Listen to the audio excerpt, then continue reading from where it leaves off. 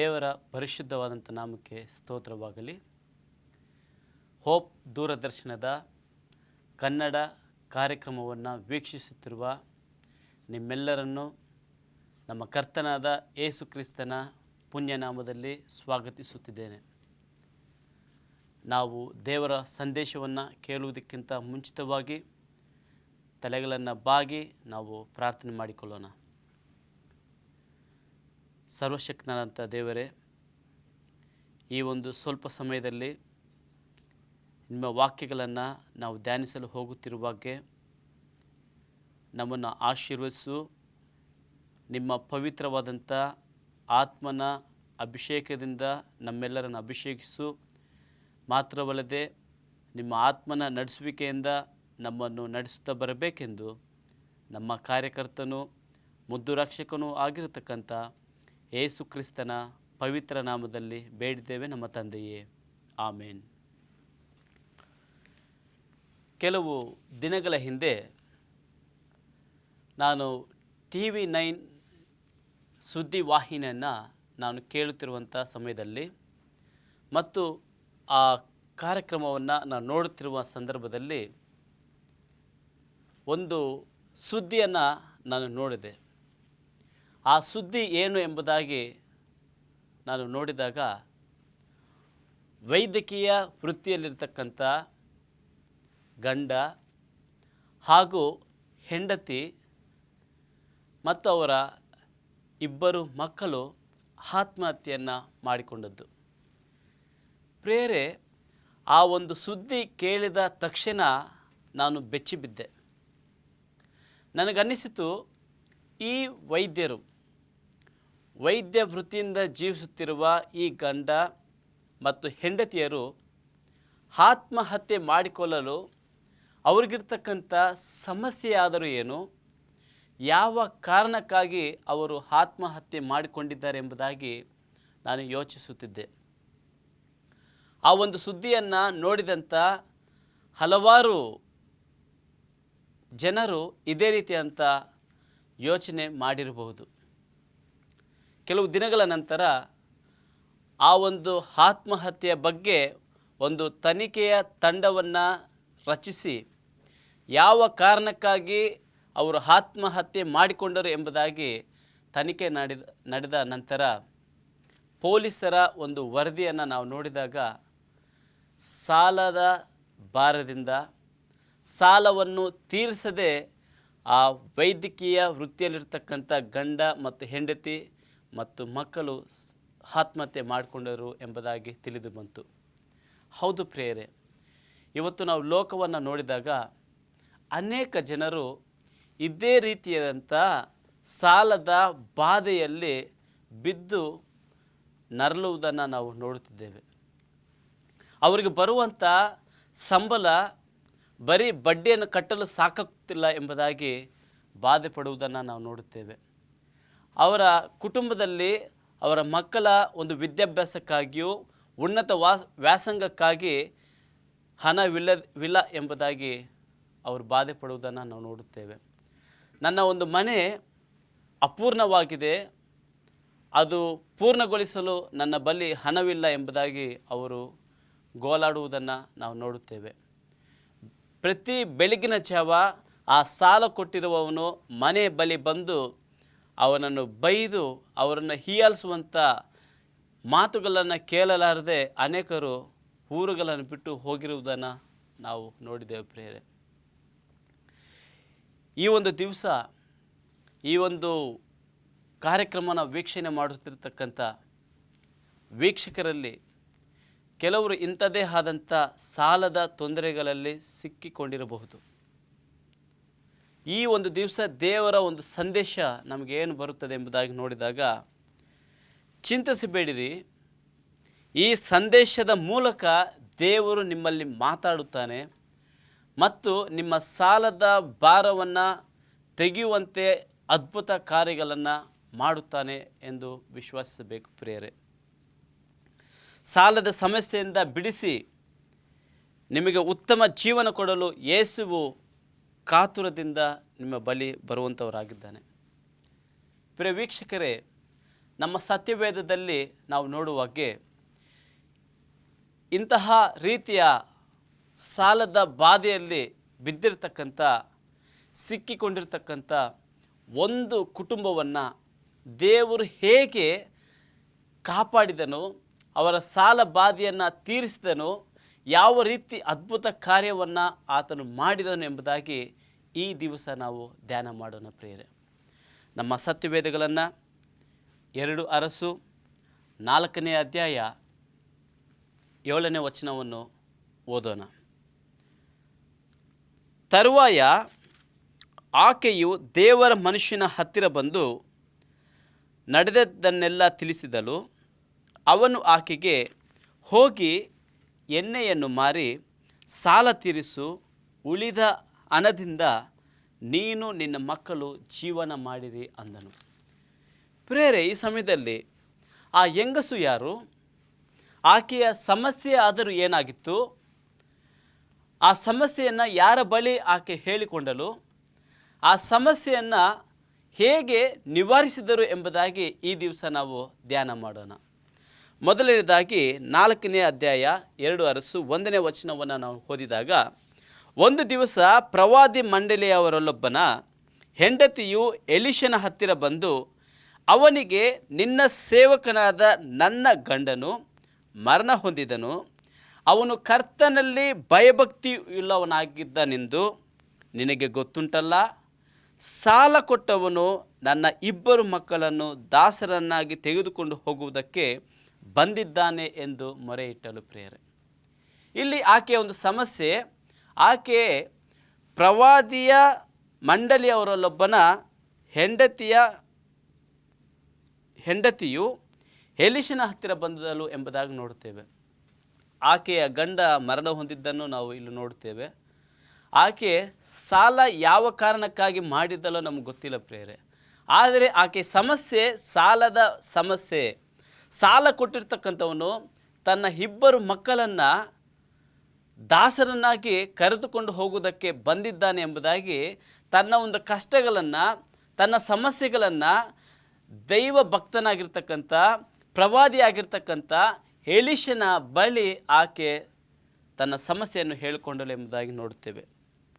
ಪ್ರಿಯರೇ, ಈ ಒಂದು ಸಮಯದಲ್ಲಿ ಯಾಕೆ ಈ ಲೋಕದಲ್ಲಿ ಸಾಲ ಮಾಡುತ್ತಾರೆ ಎಂಬುದಾಗಿ ನಾವು ಯೋಚನೆ ಮಾಡೋಣ. ಕೆಲವು ಸಾರಿ ನಮಗೆ ಬರುವಂಥ ಒಂದು ವರಮಾನ, ನಮಗೆ ಬರುವಂಥ ಒಂದು ಆದಾಯ ಕಡಿಮೆ ಇದ್ದಿರಬಹುದು.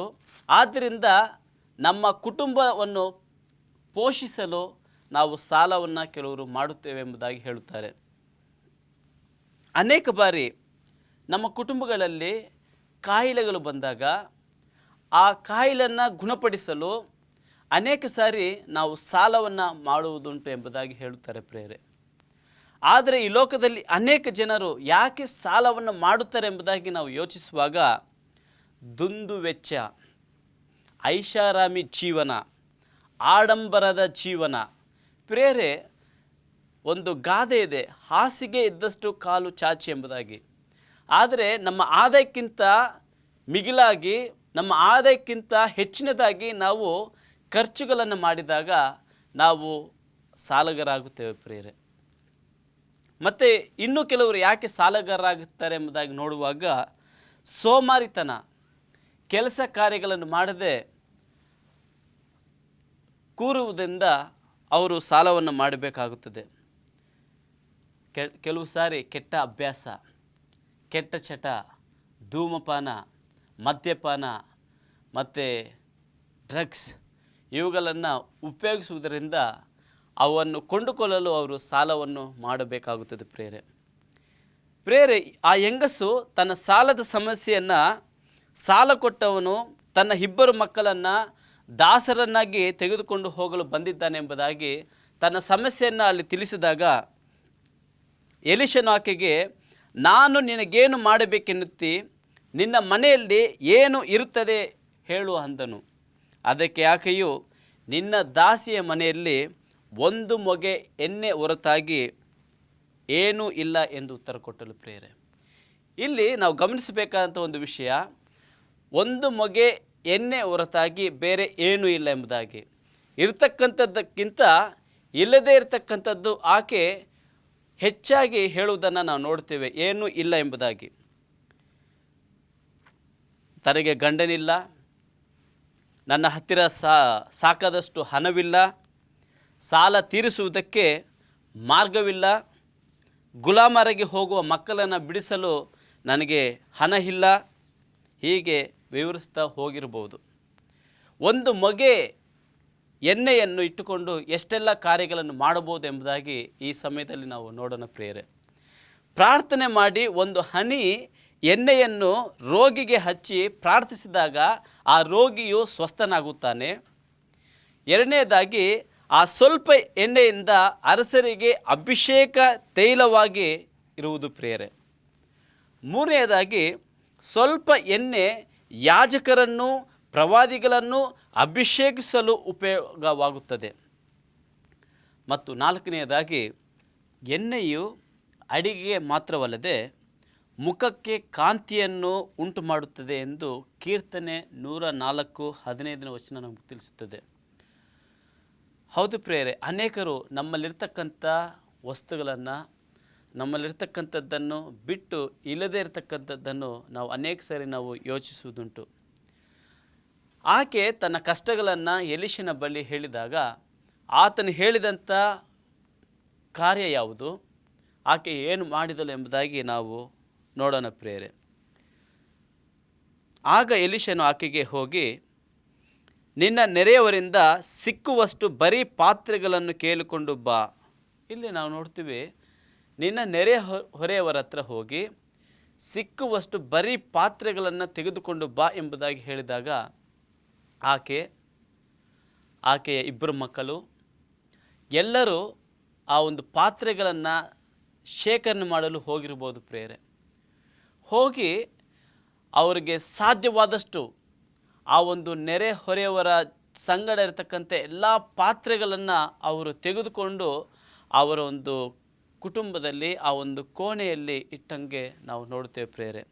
ನಂತರ ಎಲೀಷನು ಹೇಳಿದಂಥ ಒಂದು ಮಾತುಗಳನ್ನು ನಾವು ನೋಡುವಾಗ 4ನೇ ವಚನ, ಅನಂತರ ನಿನ್ನ ಮಕ್ಕಳನ್ನು ಒಳಗೆ ಕರ್ಕೊಂಡು ಬಾಗಲನ್ನು ಮುಚ್ಚಿ ಎಣ್ಣೆಯನ್ನು ಪಾತ್ರೆಗಳಲ್ಲಿ ಹೊಯ್ದು ತುಂಬಿದವುಗಳನ್ನೆಲ್ಲ ಒತ್ತಟ್ಟಿಗಿಡು ಎಂದು ಹೇಳಿದನು. ಕೆಲವು ಸಾರಿ ಈ ಒಂದು ಪ್ರವಾದಿ ಹೇಳಿದಂಥ ಮಾತು ಬರೀ ಪಾತ್ರೆಗಳನ್ನು ತೆಗೆದುಕೊಂಡು ಬಾ ಎಂಬುದು ಸರಿಯಾಯಿತು. ಅವೆಲ್ಲವನ್ನು ತೆಗೆದುಕೊಂಡು ಬಾಗಲನ್ನು ಮುಚ್ಚಿ ಎಣ್ಣೆಯನ್ನು ಉಯ್ಯಿ ಎಂಬುದಾಗಿ ಹೇಳಿದಾಗ ಪ್ರೇರೆ, ಇದು ಕೆಲವು ಸಾರಿ ಹಾಸ್ಪದವಾದಂಥ ಒಂದು ಕಾರ್ಯ ಎಂಬುದಾಗಿ ನಾವು ನೋಡುತ್ತೇವೆ. ಇರ್ತಕ್ಕಂಥದ್ದು ಒಂದು ಮೊಗೆ ಎಣ್ಣೆ. ಆ ಒಂದೇ ಒಂದು ಮೊಗೆ ಎಣ್ಣೆಯಿಂದ ಅನೇಕ ಪಾತ್ರೆಗಳು ತುಂಬುತ್ತವೆ ಎಂಬುದಾಗಿ ಅವರಿಗೆ ಸಂಶಯವಿದ್ದಿರಬಹುದು. ಕೆಲವು ಸಾರಿ ಈ ಪ್ರವಾದಿ ಏನು ಹೇಳುತ್ತಿದ್ದಾನೆ ಎಂಬುದಾಗಿ ಅವರಿಗೆ ಅರ್ಥವಾಗದ ಒಂದು ಸನ್ನಿವೇಶ ಆ ಸಮಯದಲ್ಲಿ ಕಂಡಿರಬಹುದು ಪ್ರಿಯರೇ. ಆದಾಗ್ಯೂ ದೇವರ ಸೇವಕನ, ದೇವ ಜನರ ಮಾತನ್ನು ಕೇಳಬೇಕು ಎಂಬುದಾಗಿ ಆಕೆಯು ಆತನು ಹೇಳಿದಂತೆ ಮಾಡಿದಳು ಎಂಬುದಾಗಿ ನಾವು ನೋಡುತ್ತೇವೆ. 5ನೇ ವಚನ ನಾವು ನೋಡಿದಾಗ, ಆಕೆಯು ಹೋಗಿ ಮಕ್ಕಳನ್ನು ಒಳಗೆ ಕರ್ಕೊಂಡು ಬಾಗಲನ್ನು ಮುಚ್ಚಿ ಅವರು ಮುಂದಿಟ್ಟ ಪಾತ್ರೆಗಳೆಲ್ಲ ಎಣ್ಣೆ ಹೊಯ್ದಳು. ಇಲ್ಲಿ ಆಕೆ ಅನುಮಾನವಿಲ್ಲದಿರ, ಅಪನಂಬಿಕೆ ಇಲ್ಲದಿರ, ಆಕೆ ಸಂದೇಹ ಪಡೆದಿರ ಆ ಪ್ರವಾದಿ ಹೇಳಿದಂಥ ಮಾತಿನ ಮೇರೆಗೆ ಕೆಲಸ ಕಾರ್ಯಗಳನ್ನು ಮಾಡಿದಳು ಎಂಬುದಾಗಿ ನಾವು ನೋಡ್ತೇವೆ ಪ್ರಿಯರೇ.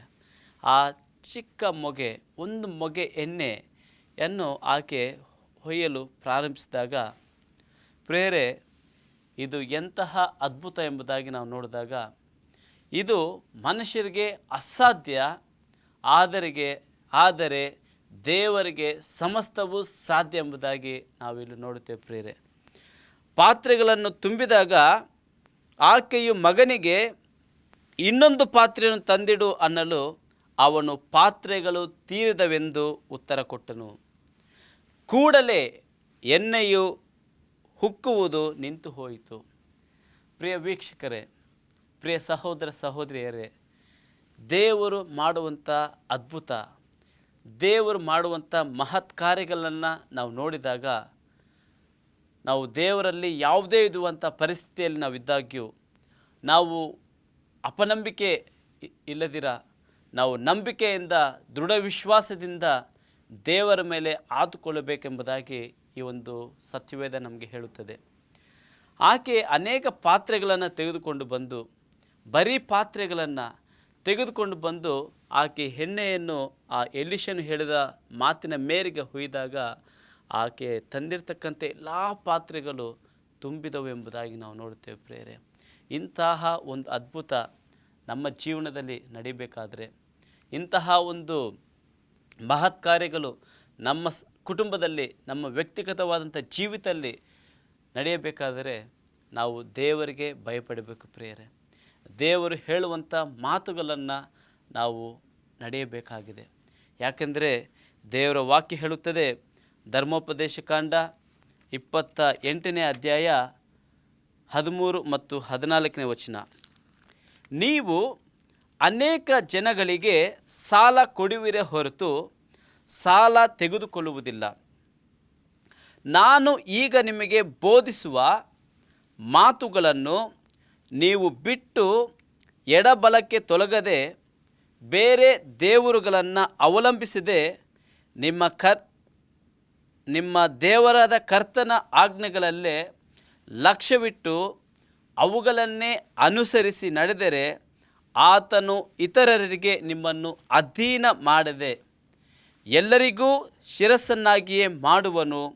ನೀವು ಎಲ್ಲರಿಗಿಂತಲೂ ಮೇಲನವರಾಗಿರುವರೇ ಹೊರತು ಕೆಳಗನರಾಗಿರುವುದಿಲ್ಲ. ಪ್ರಿಯರೇ, ಈ ಒಂದು ವಾಕ್ಯಗಳನ್ನು ನಾವು ನೋಡಿದಾಗ, ಈ ಒಂದು ದೇವರ ವಾಗ್ದಾನಗಳನ್ನು ನಾವು ನೋಡಿದಾಗ ಪ್ರಿಯರೇ, ಮನುಷ್ಯರ ಮಾತು ಒಂದು ವೇಳೆ ತಪ್ಪು ಹೋಗಬಹುದು, ಆದರೆ ದೇವರು ನುಡಿದಂಥ ಮಾತುಗಳು ಎಂದಿಗೂ ತಪ್ಪು ಹೋಗುವುದಿಲ್ಲ. ಆತನು ವಾಗ್ದಾನ ಮಾಡಿದ ಮೇಲೆ ಆ ವಾಗ್ದಾನಗಳನ್ನು ನೆರವೇರಿಸುವಂಥ ದೇವರು, ನೆರವೇರಿಸಲು ಶಕ್ತನಾಗಿರ್ತಕ್ಕಂಥ ದೇವರು ಎಂಬುದನ್ನು ನಾವು ಮರೆಯಬಾರದು ಪ್ರಿಯರೇ. ಯಾವಾಗ ಆ ಎಲೀಷನ ಮಾತುಗಳನ್ನು ಕೇಳಿ ಆಕೆ ಪಾತ್ರೆಗಳನ್ನು ತೆಗೆದುಕೊಂಡು ಬಂದು ಮೊಗೆಯಲ್ಲಿಟ್ಟು ಮೊಗೆಯಿಂದ ಎಣ್ಣೆಯನ್ನು ಹುಯ್ದಾಗ ಆಕೆ ತಂದಿರತಕ್ಕಂಥ ಪಾತ್ರೆಗಳೆಲ್ಲ ತುಂಬಿದಾಗ ಅದು ಎಣ್ಣೆ ನಿಂತು ಹೋಯಿತು, ಉಕ್ಕುವುದೆಂಬುದಾಗಿ ನಾವು ನೋಡುತ್ತೇವೆ. ಆ ಸಂಗತಿಯನ್ನು ಎಲೀಷನಿಗೆ ಆಕೆ ತಿಳಿಸಿದ ನಂತರ ಎಲೀಷನು ಹೇಳಿದಂಥ ಮಾತುಗಳನ್ನು ನಾವು ನೋಡುವಾಗ, ಅವನು ಆಕೆಗೆ ಹೋಗಿ ಎಣ್ಣೆಯನ್ನು ಮಾರಿ ಸಾಲವನ್ನು ತೀರಿಸು, ಉಳಿದ ಹಣದಿಂದ ನೀನು ನಿನ್ನ ಮಕ್ಕಳು ಜೀವನ ಮಾಡಿರಿ ಅಂದನು. ಹೌದು ಪ್ರಿಯರೇ, ಕೆಲವು ಸಾರಿ ಸಾಲ ತೆಗೆದುಕೊಳ್ಳುವುದು ಸುಲಭ. ಸಾಲವನ್ನು ನಾವು ತೆಗೆದುಕೊಳ್ಳುತ್ತೇವೆ, ಆದರೆ ಸಾಲ ಹಿಂದಿರುಗಿಸಬೇಕಾದ್ರೆ ನಾವು ಅನೇಕ ವಿಧವಾದಂಥ ಕಷ್ಟಗಳನ್ನು ಮನಸ್ಸು ನೋಯಿಸಿಕೊಂಡು ಆ ಸಾಲವನ್ನು ಕೊಡುವುದನ್ನು ನಾವು ಅನೇಕರಿಂದ ನಾವು ನೋಡಿದ್ದೇವೆ ಪ್ರಿಯರೇ. ಆದ್ದರಿಂದ ನಾವು ಸಾಲ ತೆಗೆದುಕೊಂಡ ನಂತರ ಆ ಸಾಲವನ್ನು ನಾವು ಅವರಿಗೆ ಹಿಂದಿರುಗಿಸಲೇಬೇಕು. ಒಂದು ವೇಳೆ ಮರೆಯಬಹುದು ಎಂಬುದಾಗಿ ಆತನು ಏನು ಮಾಡಿದನೆಂದರೆ, ಜ್ಞಾಪಿಸಿ ಸಾಲವನ್ನು ಮೊದಲು ತೀರಿಸು ಎಂಬುದಾಗಿ ಹೇಳಿದ್ದನ್ನು ನಾವಿಲ್ಲಿ ನೋಡ್ತೇವೆ. ಮಾತ್ರವಲ್ಲದೆ ಪ್ರಿಯರೇ, ಅದ್ಭುತವಾದ ತಕ್ಷಣ ಎಲೀಷನು ಆಕೆಗೆ ಸಾಲವನ್ನು ತೀರಿಸು ಎಂದು ಹೇಳಿದನು.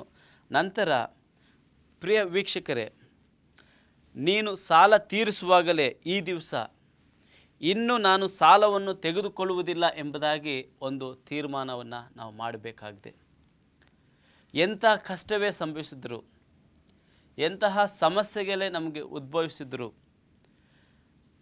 ನಮಗೆ ಆಹಾರ ಇದ್ದಾಗ್ಯೂ ಇಲ್ಲದೇ ಇದ್ದಾಗ್ಯೂ, ನಾವು ಉಪವಾಸದಿಂದ ಇದ್ದಂಥ ಪರಿಸ್ಥಿತಿ ಬಂದಾಗ್ಯೂ ಸಹ ದೇವರ ಒಂದು ವಾಗ್ದಾನಗಳನ್ನು ಪ್ರೇರೆ ನಾವು ಇವತ್ತು ಕಲಿಯುವಂಥ ಒಂದು ಗುಣಪಾಠ ಏನೆಂಬುದಾಗಿ ನೋಡುವಾಗ, ಆಕೆ ತನ್ನ ಇಬ್ಬರು ಮಕ್ಕಳೊಟ್ಟಿಗೆ ಬಾಗಲನ್ನು ಮುಚ್ಚಿ ಆ ಮೊಗೆಯಲ್ಲಿರ್ತಕ್ಕಂಥ ಎಣ್ಣೆಯನ್ನು ಹುಯ್ದಳು ಎಂಬುದಾಗಿ ನೋಡಿದ್ದೇವೆ.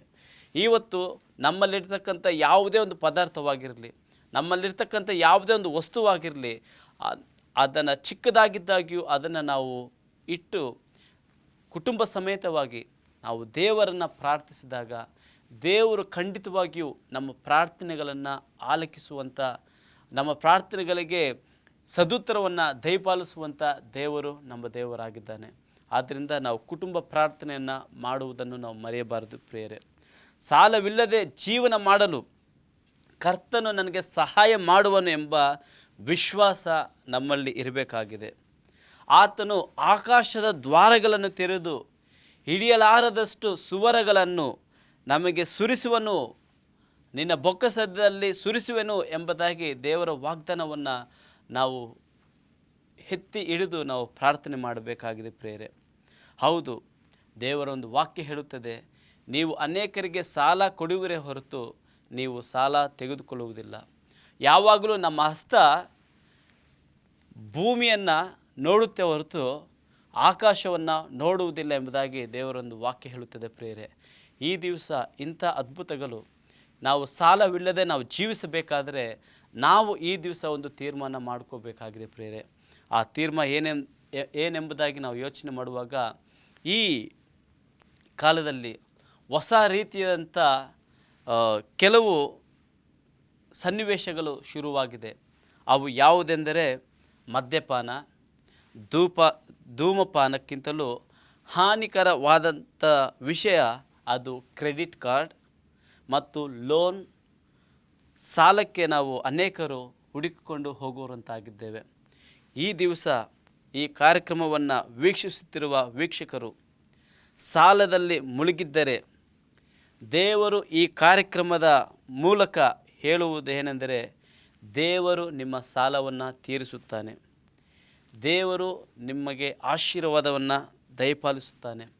ದೇವರು ಸಕಲ ವಿಧವಾದಂಥ ಐಶ್ವರ್ಯವನ್ನು ನಿಮಗೆ ದಯಪಾಲಿಸುತ್ತಾನೆ. ಯಾವಾಗ ಎಂಬುದಾಗಿ ನಾವು ನೋಡುವಾಗ, ನಮ್ಮನ್ನು ನಾವು ದೇವರಿಗೆ ಸಮರ್ಪಿಸಿದಾಗ, ನಮ್ಮಲ್ಲಿರ್ತಕ್ಕಂಥ ಚಿಕ್ಕ ವಸ್ತುವೇ ಆಗಿರಲಿ ದೇವರಿಗೆ ಸಮರ್ಪಿಸಿ ನಾವು ಪ್ರಾರ್ಥಿಸಿ ನಾವು ದೇವರ ಆಜ್ಞೆಗಳಿಗೆ ನಾವು ವಿಧೇಯರಾಗಿ ಜೀವಿಸುವಾಗ ದೇವರು ಖಂಡಿತವಾಗಿಯೂ ನಮ್ಮನ್ನು ಸಾಲಗಳಿಂದ ನಮ್ಮನ್ನು ಬಿಡಿಸುತ್ತಾರೆ. ನಮ್ಮನ್ನು ಶಿರಸ್ಸನ್ನಾಗಿ ಇಡುತ್ತಾನೆ ಹೊರತು ನಮ್ಮನ್ನು ಬಾಲವಾಗಿ ಇಡುವುದಿಲ್ಲ ಪ್ರಿಯರೇ. ನಮ್ಮನ್ನು ಇತರಿಗೆ ಕೊಡುವ ರೀತಿ ಇಡುತ್ತಾನೆ ಹೊರತು ಇನ್ನೊಬ್ಬರಿಂದ ನಾವು ಕೈ ಚಾಚುವ ರೀತಿ ದೇವರು ನಮ್ಮನ್ನು ಇಡುವುದಿಲ್ಲ. ಆದ್ದರಿಂದ ಪ್ರಿಯರೇ, ಈ ದಿವಸ ನಿಮ್ಮ ನಂಬಿಕೆ, ನಿಮ್ಮ ವಿಶ್ವಾಸ ದೇವರ ಮೇಲಿರಲಿ. ದೇವರು ಖಂಡಿತವಾಗಿಯೂ ನಿಮ್ಮನ್ನು, ನಿಮ್ಮ ಕುಟುಂಬಗಳನ್ನು ಆಶೀರ್ವದಿಸ್ತಾನೆ. ನಿಮಗಿರ್ತಕ್ಕಂಥ ಸಾಲದ ಬಾಧೆಯಿಂದ ದೇವರು ತಪ್ಪಿಸಿ ನಿಮ್ಮನ್ನು ಕಾಪಾಡುತ್ತಾನೆ. ಈ ವಾಕ್ಯವನ್ನು ದೇವರು ತಾನೇ ಆಶೀರ್ವದಿಸಲಿ. ತಲೆಗಳನ್ನು ಬಾಗಿ ನಾವು ಚಿಕ್ಕ ಪ್ರಾರ್ಥನೆ ಮಾಡಿಕೊಳ್ಳೋಣ. ನಮ್ಮನ್ನು ಬಹಳವಾಗಿ ಪ್ರೀತಿ ಮಾಡುತ್ತಿರುವ ನಮ್ಮ ತಂದೆಯ ಸ್ವಾಮಿ, ದೇವರೇ, ಇಷ್ಟು ಹೊತ್ತು ಸ್ವಾಮಿ ಎಲೀಷನ ಮುಖಾಂತರ ನೀವು ಮಾಡಿರ್ತಕ್ಕಂಥ ಆ ಒಂದು ಅದ್ಭುತ ಕಾರ್ಯಕ್ಕಾಗಿ ಸ್ತೋತ್ರ ಸ್ವಾಮಿ. ಆ ಕುಟುಂಬದವರು ಸಾಲದಿಂದ ಬಾಧೆ ಪಡುವಂಥ ಪರಿಸ್ಥಿತಿಯಲ್ಲಿ ತನ್ನ ಇಬ್ಬರು ಮಕ್ಕಳನ್ನು ದಾಸರನ್ನಾಗಿ ತೆಗೆದುಕೊಂಡು ಹೋಗುವಂಥ ಪರಿಸ್ಥಿತಿಯಲ್ಲಿ ಸ್ವಾಮಿ ಆಕೆ ನಿಮ್ಮ ಮೊರೆ ಹೊಕ್ಕಾಗ ನೀವು ಅದ್ಭುತ ಕಾರ್ಯವನ್ನು ಮಾಡಿದಿರಿ ಸ್ವಾಮಿ. ಅಂಥ ಅದ್ಭುತ ಕಾರ್ಯವನ್ನು ಈ ಒಂದು ಕಾರ್ಯಕ್ರಮ ವೀಕ್ಷಣೆ ಮಾಡುವಂಥ ಪ್ರತಿ ಒಬ್ಬೊಬ್ಬರ ಜೀವಿತದಲ್ಲಿ ನಡೆಸು. ಅವ್ರಿಗಿರ್ತಕ್ಕಂಥ ಎಲ್ಲ ವಿಧವಂಥ ಸಾಲ ಬಾಧೆಗಳಿಂದ ತಪ್ಪಿಸಿ ಸಂತೋಷ, ಸಮಾಧಾನವನ್ನು, ಐಶ್ವರ್ಯವನ್ನು ಕೊಟ್ಟು ಕಾಪಾಡುತ್ತಾ ಬರಬೇಕೆಂದು ಯೇಸು ಕ್ರಿಸ್ತನ ಪವಿತ್ರ ನಾಮದಲ್ಲಿ ಬೇಡಿದ್ದೇವೆ ನಮ್ಮ ತಂದೆಯೇ, ಆಮೇನ್.